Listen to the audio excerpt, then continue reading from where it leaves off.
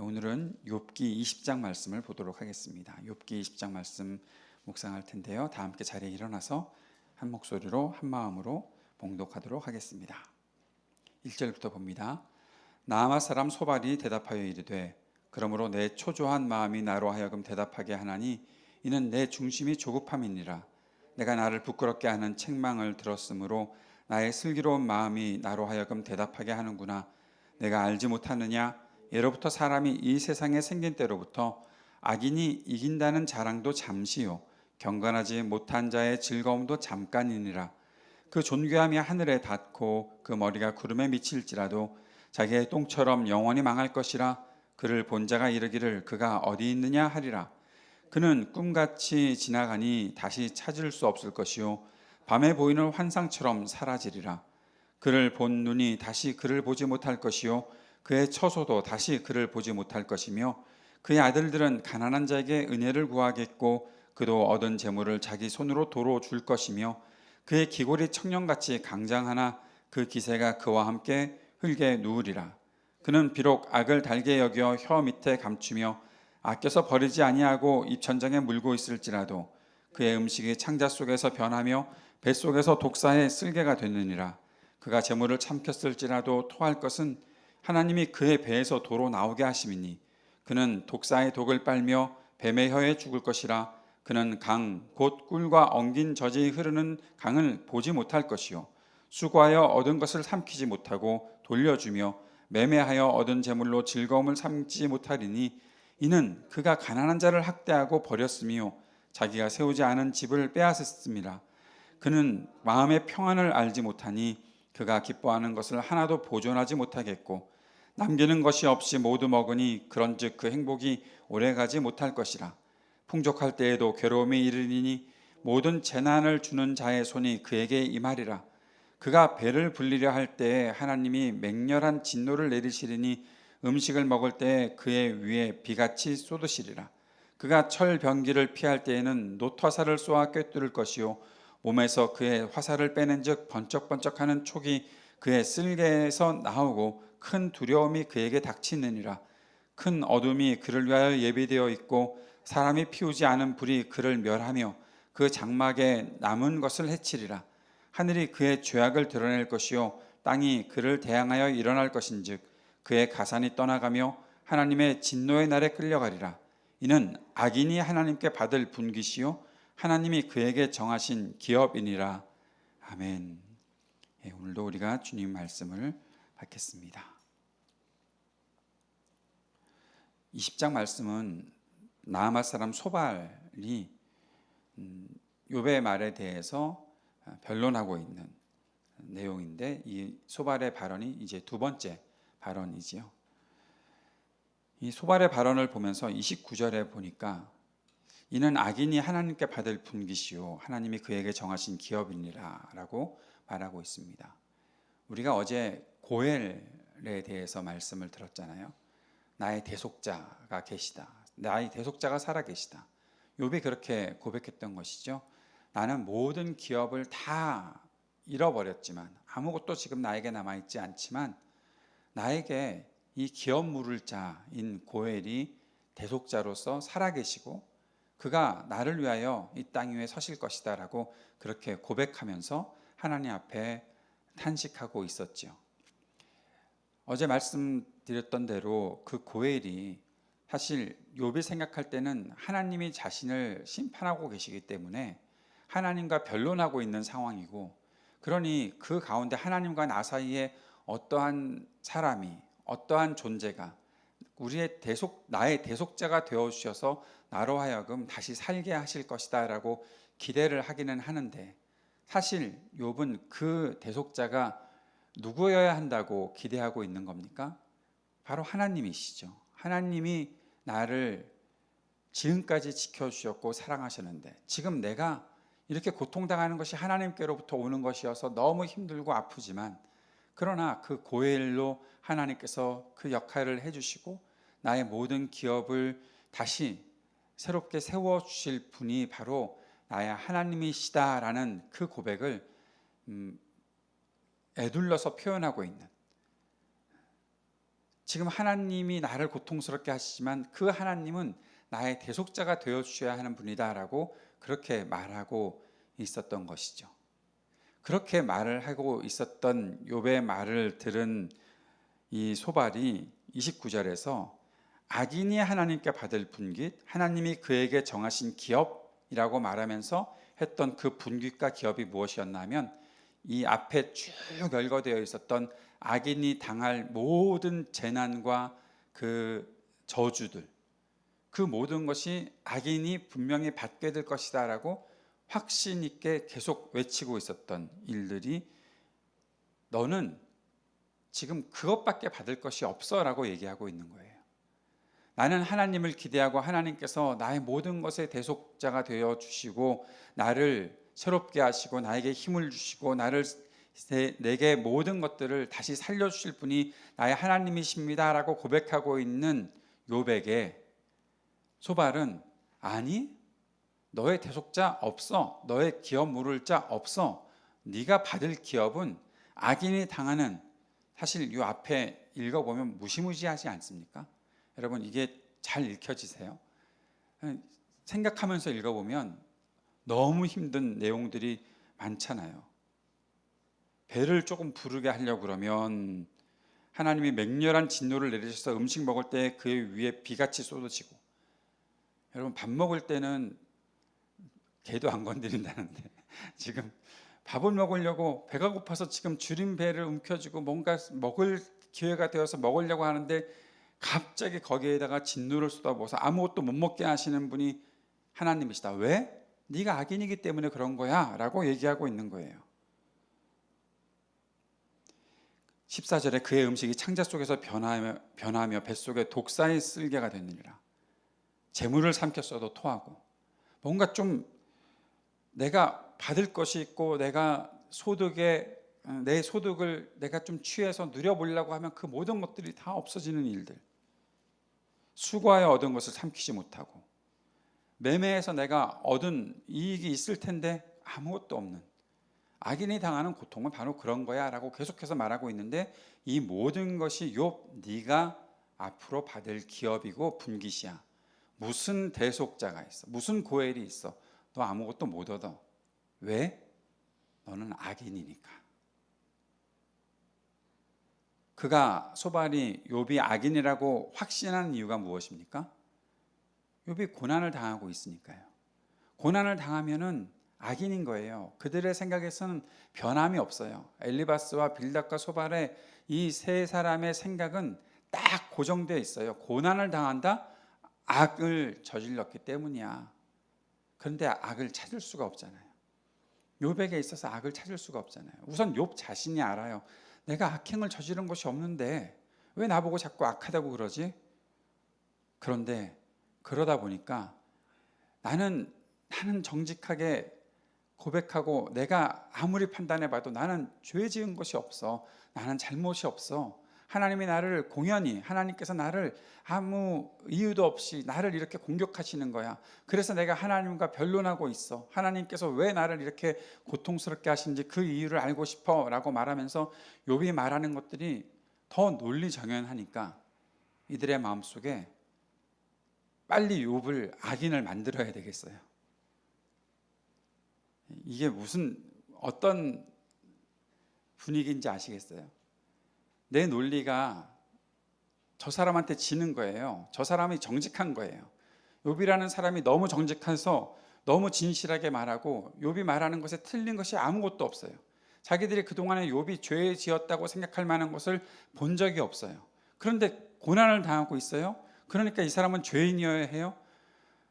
그러니까 빨리 욥을 죄인을 만들어야 되겠는 거예요. 그래서 이렇게 얘기를 해요. 2절에 보니까 그러므로 내 초조한 마음이 나로 하여금 대답하게 하리니 이는 내 중심이 조급함이니라. 초조하고 조급하대요. 소발이 어떤 면에서는 거짓말을 못하는 사람 같기는 해요. 초조하고 조급하대요. 그런데 여러분 오늘 이 말씀을 보면서 이 소발의 이 발언을 보면서 한번 우리가 생각해 봤으면 좋겠어요. 우리는 무엇 때문에 초조하고 무엇 때문에 조급한지. 여러분 무엇 때문에 초조하세요? 무엇 때문에 조급하세요? 가장 중요한 이유는 확신이 없기 때문에 그런 거예요. 내가 갖고 있는 일에 대해서 확신이 있는 사람은 초조하지 않아요. 조급하지 않아요. 왜냐하면 분명하니까. 그것에 대해서는 조금도 틀림이 없으니까. 그리고 그것은 분명히 이루어질 것이니까. 그대로 될 거니까. 이것이 바로 하나님께 대해서 확신을 갖고 있는 사람들의 모습인 것이죠. 그래서 다른 일을 꾸미지 않아요. 확신을 갖고 있는 사람은 그 확신대로 계속 묵묵히 그 일을 할 뿐이에요. 그런데 확신이 없는 사람들이 조급해요. 초조해요. 안 될까 봐. 거기에 한 가지 더. 거기다가 누군가를 내가 이겨야 된다고 생각을 하면 더 초조해지고 더 조급해지는 거예요. 확신이 없는 데다가 내가 누군가를 이겨야 된다고 생각하면 조급하고 초조해져서 결국에는 전에도 말씀드렸죠. 조급하면 뭘 만든다고요? 말씀드렸었는데 조급하면 쓰레기를 만든다. 조급한 사람은 결국 만들어내는 일이 다 쓰레기예요. 아무 가치도 없는 것들을 만들어요. 초조하기 때문에 확신이 없기 때문에 결국에는 정말 가치 없는 일들에 손을 대기 시작하고 그렇게 자기 자신을 망가뜨리는 일들을 하게 되는 거예요. 사랑하는 여러분, 혹시 초조하십니까? 혹시 조급하십니까? 뭔가 빨리 일을 해야 되겠다고 생각하고 계십니까? 아니기를 바랍니다. 여러분, 그렇다면 우리가 무슨 새벽에 나오겠어요? 새벽부터 딴 일을 해야지. 지금 잠 못 자고 딴 일하고 계속해서 딴짓을 하고 있어야죠. 왜냐하면 초급하고 초조한데 무슨 새 아침에 새벽에 일어나서 기도하러 나갈 그런 정신이 어디 있겠어요? 물론 바쁘게 사시는 분들 이해합니다. 그런데 그 바쁜 것과 조급한 것은 다르죠. 내가 부지런히 일을 해야 되는 사람과 그 부지런함과 조급함은 다른 거죠. 그 차원은 비교할 수가 없는 겁니다. 부지런하지도 않으면서 또 바쁘지도 않으면서 조급하고 초조해서 막 아무거나 손대고 이것도 해보고 저것도 해보고 막 그러다가 결국에는 아무것도 남지 않는, 좀 심하게 말씀드리는 것인지 모르겠는데 그렇게 조급하고 초조하다가 쓰레기를 만드는 일들 우리가 하지 않았으면 좋겠습니다. 않아야 합니다. 그렇게 살지 말아야 합니다. 혹시라도 내 마음을 조급하게 하는 것들이 있다면 여러분 그 마음에게 명령하고 선포하십시오. 나에게서 이 조급함이 떠나가라. 나에게서 이 초조함이 떠나가라. 그리고 하나님께 모든 것들을 맡기는 그 의지함과 신뢰를 하나님께 온전히 고백하십시오. 어떻게 고백하냐고요?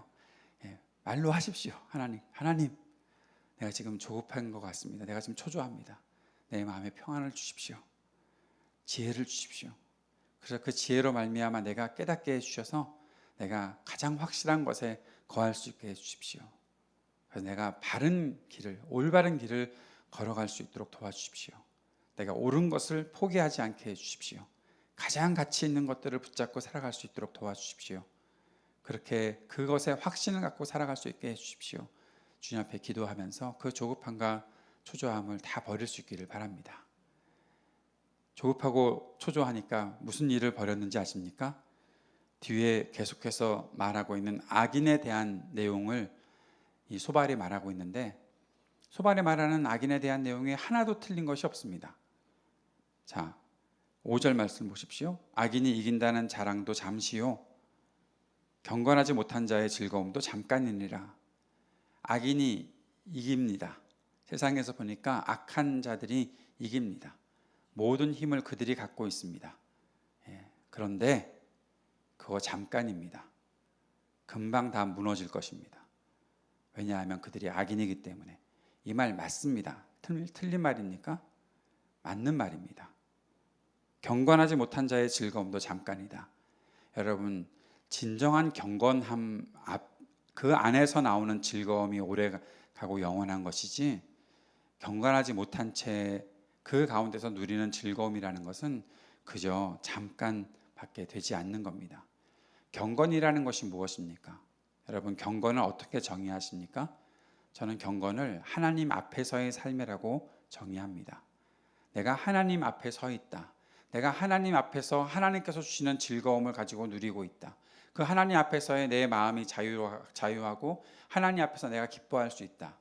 이것이 경건한 사람이 누리는 즐거움인데, 경건하지 못한 자, 즉 하나님 앞에서가 아니라 이 땅에서 그냥 내 멋대로 살아가는 것.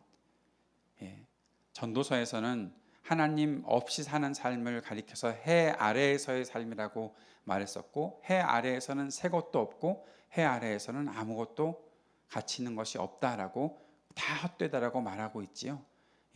맞습니다. 하나님 앞에서 내가 하나님과 소통하고 하나님과 관계하고 그 안에서 믿음으로 살아가는 삶이 주는 즐거움이 있어야 되는데, 악한 자들은, 경건하지 못한 자들은 그것을 누리지 못하고 결국 잠깐의 자랑, 잠깐의 즐거움을 가지고서 그것이 전부라고 생각한다는 거죠. 사랑하는 여러분, 먼저 말씀드립니다. 여러분에게 있어서의 그 즐거움이 영원한 것이길 바랍니다. 그리고 하나님 앞에서 즐거움이 있기를 바랍니다. 여러분, 자랑할 것이 있으십니까? 여러분의 자랑은 오직 하나님께로부터 나오는 자랑이기를 바랍니다. 하나님이 내게 만들어 주시는 자랑이 아닌 세상의 것들을 가지고서 그곳에서 내가 만들어 가려고 하는 그런 자랑거리는 결국 다 헛된 것이 되어버리고 맙니다. 가끔 그런 거 느끼신 적 있으십니까? 내가 누군가 앞에서 막 자랑했는데 잠깐 정신이 돌아와서 생각해 보니까 내가 정말 창피한 짓을 했구나라는 그런 생각 해본 적 있으십니까? 아무것도 아닌 것 가지고서 자랑하고 그렇게 살다가 결국 창피당하게 되는 것이 참 많다는 것이죠. 이 말 맞는 말입니다. 그런데 문제는 이 말이 욥에게 적용할 수 있는 말은 아니잖아요. 욥이 악인입니까? 욥이 경건하지 못한 사람입니까? 우리는 이미 알고 있습니다. 욥이 얼마나 경건하게 살았는지, 얼마나 의롭게 살려고 노력했는지, 하나님께서 그의 의로움과 그의 경건함을 보시고 기뻐하셨고 즐거워하셨고 하나님께서 욥을 자랑스럽게 여기셨던 그런 사람이 욥이었는데, 욥이 당하는 고난을 보면서 결국 욥은 죄인이어야 하고 욥은 악인이어야 한다라는 생각을 갖고 있으니까 이러한 이야기를 욥에게 적용시키고 있는 것이죠. 그리고 이제 기어이 죄를 만들고 있습니다. 19절에 보니까 이는, 이 앞에서 말했던 모든 재앙을 겪게 된 이유는 그가 가난한 자를 학대하고 버렸으며 자기가 세우지 않은 집을 빼앗음이니라. 누가요? 욥이요? 욥이 가난한 자를 학대하고 버렸고 욥이 자기가 세우지 않은 집을, 남의 것을 빼앗아서 지금 그러한 악행을 저질렀기 때문에 지금 이 모든 재앙을 당하는 것이고, 그가 그동안에 누렸던 그 모든 자랑들이 잠깐이고 그가 경건하지 못하게 살았던 그 즐거움을 누렸던 것이 잠깐 그렇게 반짝했던 것이었고, 이제는 이렇게 고난과 고통 그 속에서 탄식하고 있는 것이라고요. 욥이 지은 죄도 아닌 것을 욥에게 뒤집어 씌우고 있는 것이죠. 너 가난한 자 학대했지? 버렸지? 네가 그동안에 누리고 있던 건 네가 세운 노력들이 아닌 거지? 어디서 불로소득으로 얻은 것들이지? 누군가의 것들을 빼앗은 것들이지? 너 악행을 저질렀구나. 욥은 이런 일을 했다고 하나님께서 말씀하지 않으셨는데, 소발은 결국 욥을 죄인을 만들고 죄를 만들어서 덮어 씌우는 거죠. 자기들이 다 줘서 써놓고 여기에 도장 찍으라고 말하는 그런 사람들이 되어버리고 만 것이죠. 왜요? 조급하니까. 왜요? 초조하니까. 내 논리가 무너질까 봐. 내가 욥을 이겨야 되는데 아무리 봐도 욥을 이길 수 있는 길이 없으니 결국 욥을 죄인을 만들어야 되고, 너 죄인이다 해봐야 욥이 내가 무슨 죄를 지었는데 자꾸 그러니까 너 이러한 죄를 지었잖아 하고 자기들이 다 조서를 써왔어요. 이제 욥이 그래 내가 가난한 자를 학대했고 내가 남의 것을 빼앗았어라고 이렇게 인정만 하면 되는 것처럼 그렇게 만들어가고 있는 것이죠. 왜 이런 일이 발생했습니까? 그들이 초조했기 때문에, 그들이 조급했기 때문에. 왜요? 그저 욥을 이기려고만 했기 때문에. 왜요?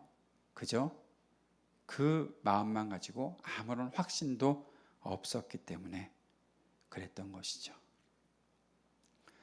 사랑하는 여러분, 오늘 소발의 발언을 보면서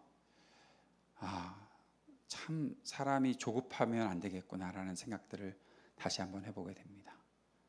조급하면 그리고 초조하면 결국 너무너무 불의한 일들 속에 기울어지게 되고 결국 정말 가치 없는 일들을 해나가고 있다. 욥이 항변을 하면 그걸 잘 들어봐야죠. 왜냐하면 확신이 있다면 들어봐야죠. 그리고 살펴줘야죠. 그러지 못하고 더 야비하게 욥을 비난하는 일들을 소발이 하고 있었던 것입니다. 내가 갖고 있었던 모든 지식, 그것은 더 이상 변할 수 없다라는 이상한 마음만 가지고 욥을 이렇게 자신들이 심판하고 있는 것입니다. 배움이 확신이 없어지는 이유가 있습니다. 내가 배웠던 지식이 확신이 없어지는 이유가 있습니다. 무엇 때문인지 아십니까? 더 배우지 않기 때문입니다. 계속해서 배우는 사람은 끝까지 확신 가운데 거할 수 있습니다. 내가 알고 있는 것, 그것이 전부다라고 생각하고 더 이상 아무것도 배우지 않으면 확신이 다 사라지게 됩니다. 뭐만 생길까요? 목소리만 커집니다. 확신이 없는 사람은 목소리가 커집니다. 오늘 저는 그래서 조용조용히 설교하고 있는 겁니다. 왜냐하면 확신을 갖고 있기 때문에 그런 거죠. 소리 높이지 않아도 됩니다. 사랑하는 여러분, 오늘 욥을 위로하러 왔다고 하는 이 세 친구가 점점 갈수록 욥에게 대해서 정말 잘못된 판단을 하고 있고 그들의 발언 하나하나가 더 가치 없는 것으로 빠져 들어가고 있는 것들을 보면서 우리 마음속에 주님께 간절히 기도해야 될 것이 있습니다. 그것은 우리 스스로가 변질되지 않도록 끝까지 확신 가운데 거하게 해 주십시오라고 기도하고 늘 겸손히 배우는 자세로 모든 일들을 감당할 수 있도록 도와주십시오 간절히 구하는 것입니다. 혹시라도 우리 마음속에 초조함이나 조급함이 있다면 다 버릴 수 있게 해주십시오. 주님이 나와 함께 하시는데 주님께서 나를 인도하시는데 내가 무엇 때문에 불안해하고 초조하고 또 그 안에서 자꾸만 잘못된 것들을 만들어 가겠습니까? 주님 나를 붙잡아 주십시오. 주님 앞에 간구하는 우리들이 되었으면 좋겠습니다. 이 시간 우리 함께 기도하면서 우리의 모든 불안함들 또 초조함들 조급함들 버리게 하시고 끝까지 확신 가운데 거하게 하시고 끝까지 겸손히 배우는 자세로 주님께서 내게 주신 삶을 아름답게 가꾸어 갈 수 있도록 도와달라고 간절히 기도하는 이 시간이 되었으면 좋겠습니다.